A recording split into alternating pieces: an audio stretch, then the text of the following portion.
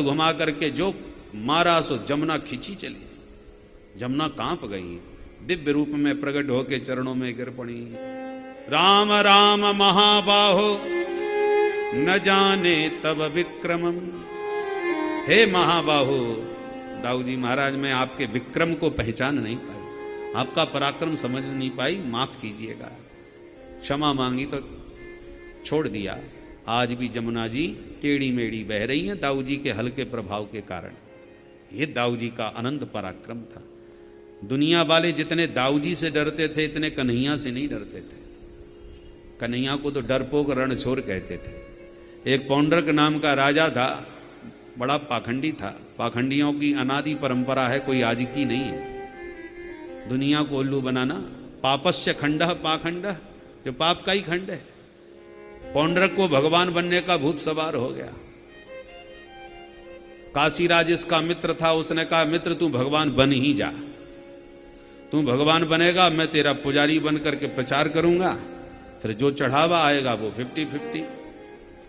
आजकल प्रचार का जमाना है, हम प्रचार करेंगे, तुम्हें पुजवाएंगे, और तुम्हें पुजवा करके जो चढ़ावा आएगा वो उसमें हमारा भी हिस्सा होगा। तो दोनों में समझौता हो गया। पौंड्रक ने कहा भगवान कैसे होते हैं? बोले 4 हाथ वाले होते हैं। तो 2 हाथ तो हैं ही, 2 नकली फिट करा लिए। शंख चक्र गदा पद्म गरुड़ आदि सब तैयार कर लिया डुप्लीकेट।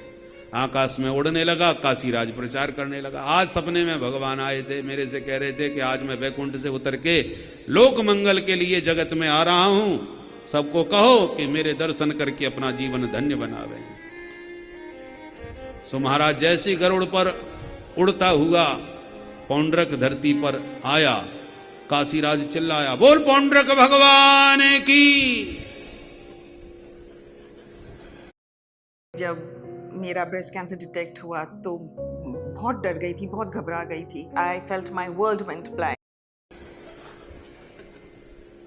बोले वो वृंदावन धाम में भी उसके उपासक हैं,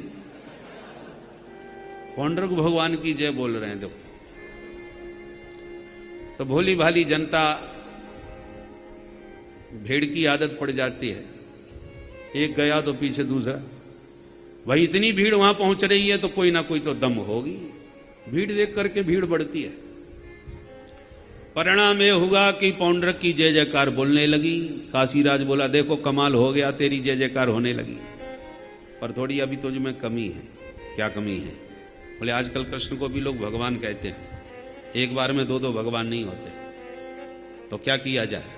किया क्या जाए? एक धमकी दो, महा डरपोक है, धमकी से ही भग जाएगा। उसका बड़ा भाई हलमूसल वाला थोड़ा खतरनाक है, और इस समय वो वृंदावन में छुट्टी मनाने गया है, द्वारका में कृष्ण अकेला है, यही बढ़िया मौका है।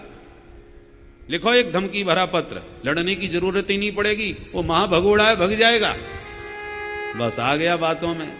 मूर्ख और संग दूसरों के भूखने से ही बचते हैं। धमकी भरा पत्र लिखा और दूत को भेज दिया। दूत ने पत्र भगवान को दिया।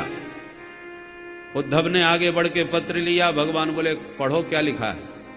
पढ़ते ही बड़ी जोर से हंसे उद्धव, बोले सरकार आप तो डुप्लीकेट हो गए, असली भगवान तो अब पैदा भये।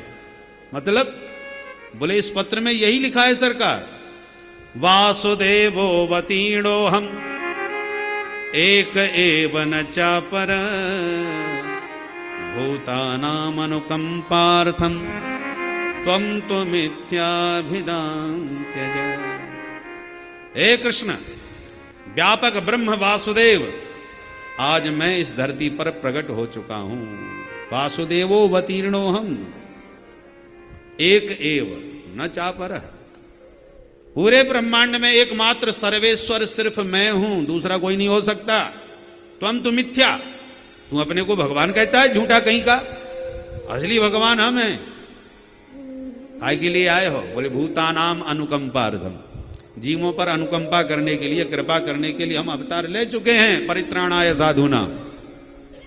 इसलिए तू अपना भला चाहे तो अपने को भगवान कहना बंद कर और द्वारका छोड़ के भाग, क्षमा कर दूंगा। पत्र सुन के ठाकुर जी भी हंसे और पत्रवाहक दूत से बोले अपने भगवान से कहो कि वो कष्ट ना उठाएं आने का, हम उनके दर्शन करने कल ही उनके घर आ रहे। दूत ने लौट के समाचार दिया कि प्रभु वो आपसे मिलने कल आएंगे, ऐसा उन्होंने कहा है। सुनते ही घबरा गया पौंडरक। काशीराज से कहा, क्यों रे, तूने कहाँ फंसा दिया मेरे को?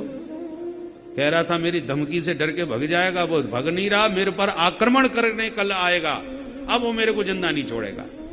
तेरी वजह से मैंने व्यर्थ में पंगा मोल ले लिया। वो अपने क्षेत्र में भगवान, हम अपने क्षेत्र में। वो अपनी रोटी सेक रहा था, हमारे अपना काम चल रहा था, फालतू में तूने मेरे को झगड़ा करवा दिया।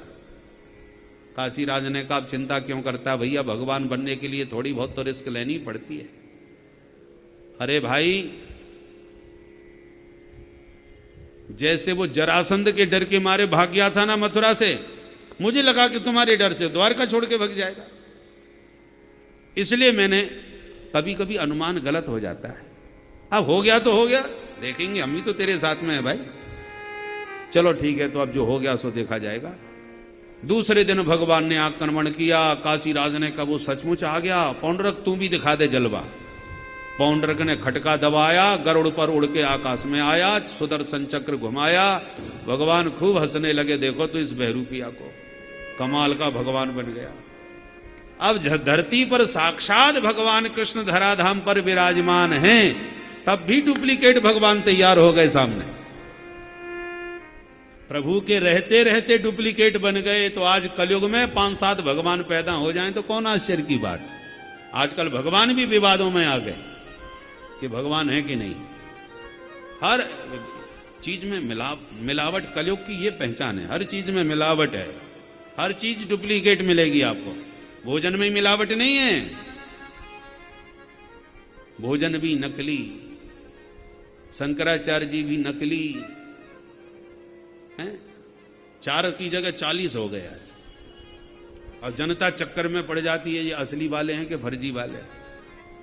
आचार का महत्व तो कैसे समझ में आएगा भाई। मुख्यमंत्री एक होता है प्रदेश में तो उसका महत्व होता है कि यदि 5 दावे करने लगे कि नहीं असली मुख्यमंत्री हम नहीं हम, तो बोलिए जनता किसका सम्मान करेगी, भ्रम में पड़ जाएगी। फिर असली तो एक ही होगा, बाकी तो डुप्लीकेट हैं 4, पर डुप्लीकेट के चक्कर में असली का भी अपमान होने लगता है,